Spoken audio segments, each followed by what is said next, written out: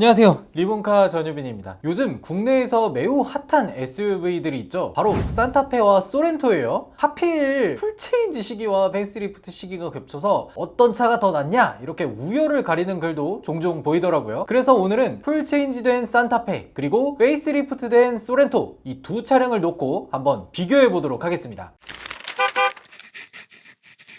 일단 가장 먼저 외관을 한번 살펴봐야겠죠. 전면부부터 한번 살펴보면요, 산타페는 이렇게 생겼고요, 소렌토는 이렇게 생겼어요. 벌써부터 막 호불호가 갈린다는 소리가 들리는 것 같긴 한데, 일단 한 번씩 살펴보면요, 산타페의 전면부는 각지고 직선을 많이 사용한 반면에 소렌토는 직선보다는 살짝 둥글둥글하게 생겼죠. 길거리에서 보면 아마 산타페가 더 인상에 많이 남을 것 같아요. 왜냐면 아무래도 각지고 H자 DRL이나 이런 것들이 멀리서도 이 차가 산타페라는 걸 확실히 인식시켜줄 수 있을 것 같아서 그런 거죠. 많은 분들이 산타페의 디자인이 별로다 라고 말씀하시는데, 전면부와 측면부에서는 멋있게 나온 것 같아요. 다만 깡통 산타페의 경우에는 이 가운데 그릴이 바처럼 돼 있잖아요. 그거는 조금 웬만하면 상위 트림으로 사셔서 이렇게 메쉬드 패턴 그릴이 들어가는 게 좋아 보이고요. 소렌토는 기존 모습에서 인상을 많이 바꿨죠. 전에는 약간 댄디한 모습의 느낌이었다면 이번에는 DRL 모양과 헤드램프의 위치를 바꾸면서 약간 샤프하게 바뀌었어요. 개인적으로는 구형 소렌토의 앞모습이 조금 더 예쁘지 않았나? 라는 생각이 들기도 하더라고요. 구형 소렌토가 워낙 예쁘게 잘 나왔어서 그런 것 같아요. 측면부 모습을 한번 보면요, 소렌토 같은 경우에는 기존과 거의 똑같이 나왔죠. 그렇지만 전체적으로 늘씬하면서 이 도시명 SUV의 교과서적인 느낌을 보여주고 있어요. 가니쉬라든지 캐릭터 라인이라든지 적절한 위치에 딱 자리 잡고 있는 걸 볼 수가 있고요. 그리고 산타페를 보면 측면까지는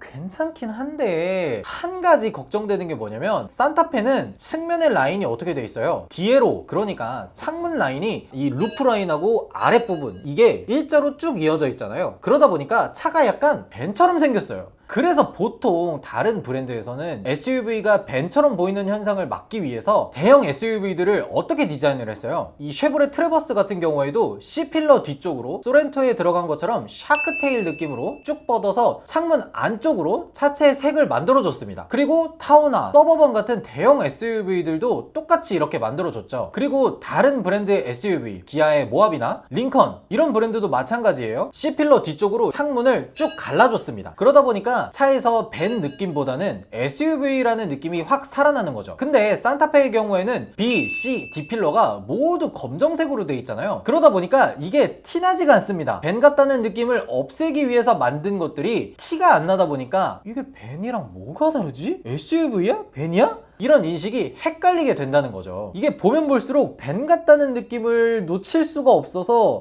조금 아쉽긴 해요. 그리고 대망의 후면부를 한번 보면요, 소렌토는 기존의 모습에서 리어 램프를 이어서 깔끔하게 보이도록 했고요, 레터링이나 램프로 후면부를 덮기보다는 굴곡을 줘서 차가 더 입체적으로 보이게끔 했어요. 그래서 번호판이 들어가 있는 부분은 안쪽으로 확 들어가게, 그리고 위쪽은 나오게, 범퍼는 나오게, 들어왔다 나왔다 들어왔다 나왔다 굴곡을 줘서 훨씬 입체적으로 차가 구성되어 있게 만들어줬어요. 그러니까 빈 공간이지만 빈 공간이 아니게끔 디자인을 예쁘게 잘했습니다. 확실히 신경 쓴 티가 나요. 제가 생각했을 때 자동차의 예쁜 디자인이라고 하면 사용자가 봤을 때 이건 이렇게 했고 이건 이렇게 해서 이건 이렇게 했으니까 예쁘구나 라고 보이게끔 하기보다는 딱 봤을 때 예쁜 거, 이런 게 디자인이 깔끔하게 잘했다는 생각이 들더라고요. 반대로 산타페를 한번 보면요, 굴곡을 많이 준 느낌은 아니죠. 벤처럼 후면부가 일자로 쭉 내려와 있어요. 그리고 리어램프 이것 때문에 많은 분들이 아쉬움을 표현하고 있어요. 그래서 이런 짤도 나왔죠. 산타페 R형 에디션.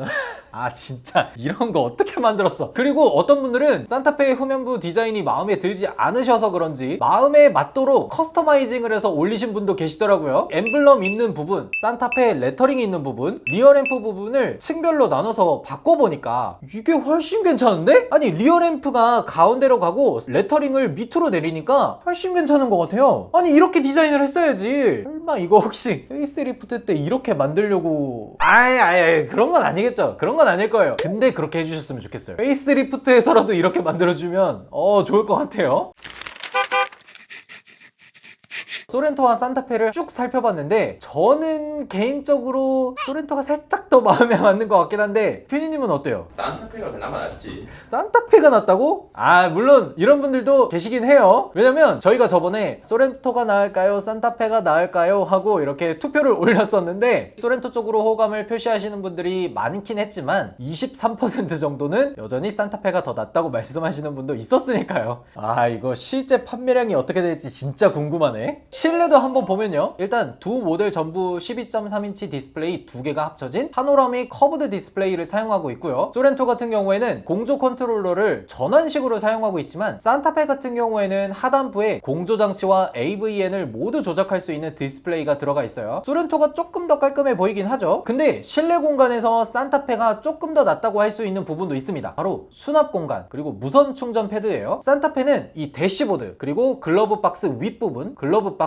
센터 콘솔 하단부 부분 등 수납 공간이 훨씬 많은 걸 볼 수가 있고요. 소렌토는 여전히 한 개의 스마트폰 무선 충전을 지원하고 있지만 산타페는 두 대를 동시에 충전할 수 있도록 만들어 놨어요. 아 산타페가 좀 더 나은데? 라고 생각을 할 수도 있을 것 같고요. 그리고 산타페와 소렌토가 완전히 다른 부분도 있는데 산타페는 기어 시프터를 컬럼식으로 사용하고 있고요. 소렌토는 다이얼식 시프터를 사용하고 있어요. 저는 두 가지 모두 사용을 해봤지만 개인적으로는 컬럼식이 조금 더 편하지 않나 싶긴 해요. 개인의 취향에 따라서 선택을 하시면 좋을 것 같고요. 그리고 반자율 주행에서도 차이를 보일 수가 있을 것 같아요. 일단 두 모델 모두 HDA1은 기본으로 탑재될 예정이고요. HDA2의 경우 산타페는 현대 스마트 센스, 기아는 드라이브 와이즈로 들어갈 예정이에요. 근데 한 가지 의문인 건 바로 스티어링 휠 그립 감지가 산타페에 들어가냐 마냐가 중요할 것 같아요. 그러니까 기존에는 반자율 주행 사용 시에 핸들을 잡고 있는지 확인하는 센서가 토크식이었잖아요. 그래서 핸들을 이렇게 한 번씩 크게 움직여줬어야 됐는데 최근에 G90, EV9, 그랜저 같은 차는 핸들을 잡고만 있어도 인식하게 바뀌었거든요. 이 옵션이 바로 스티어링 휠 그립 감지라는 옵션이에요. 소렌토는 사용표가 공개되면서 이 스티어링 휠 그립 감지 옵션이 빠진 게 확인이 됐고요. 산타페의 경우에는 아직 정확한 사용표가 공개되지 않아서 알 수가 없습니다. 근데 풀체인지인데 그랜저가 풀체인지 되면서 이 기능이 들어갔거든요. 근데 산타페는 그랜저와 비슷한 가격으로 형성될 거라고 예상이 되고 있는데 그랜저는 넣어주고 산타페는 뺀다? 그럴 것 같진 않거든요. 만약에 산타페에 스티어링 휠 그립 감지가 들어가고 소렌토에는 빠진다, 그러면 산타페가 훨씬 좋을 것 같아요. 이거 정말 편합니다. 제가 그랜저 하이브리드 타고 부산을 왕복으로 다녀왔었는데 핸들을 잡으라는 문구가 거의 안 떴어요. 그래서 그런지 많은 분들이 이 스티어링 휠 그립 감지 정말 편하다고 얘기하고 계시더라고요. 아 아이오닉 6에도 들어가면 참 좋을 것 같은데 페이스리프트 하면서 무조건 넣어주겠죠?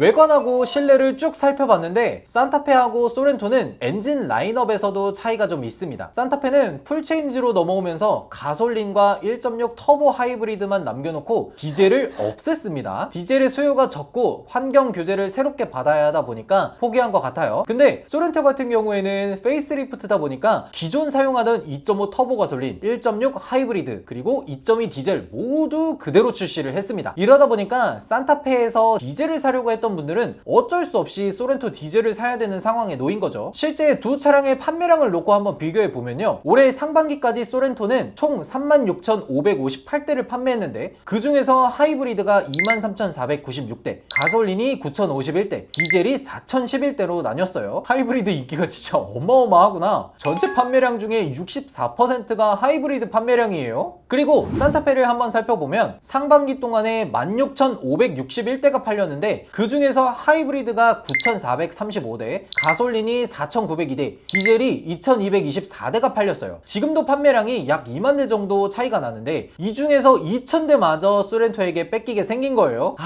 산타페 어떡하냐 진짜. 더 안 팔리면 안 되는데.